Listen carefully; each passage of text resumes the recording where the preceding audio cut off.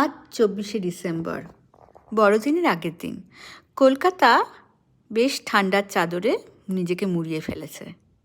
আমিও চলে এসেছি আমার ছাদ বাগানে বিকেলের চা খেতে। ওই দেখুন, স্যান্টাও চলে এসছে।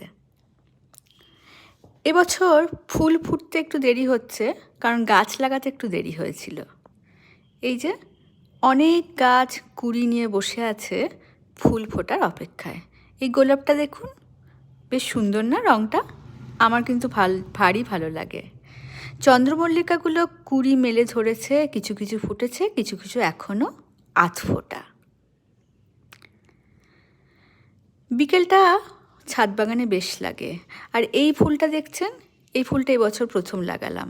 আর এটা চেরি টমেটো, দু রকম রঙের আছে, লাল আর অরেঞ্জ। দুটোই বেশ সুন্দর লাগে দেখতে। আর যখন আসি টুপটাপ একটু একটু করে খেয়ে নিই, বেশ লাগে, টক মিষ্টি। কসমসগুলোয় বেশ ঝাঁকড়া হয়েছে, এখনো ফুল আসেনি, এলে না জানি কি সুন্দর লাগবে। শুধু কি গাছ দেখলে হবে? আমার সঙ্গে চা খেতেও তো হবে নাকি? এই যে চা আছে, সাথে কুকিজ আর নাউমসের রিচ প্লাম কেক।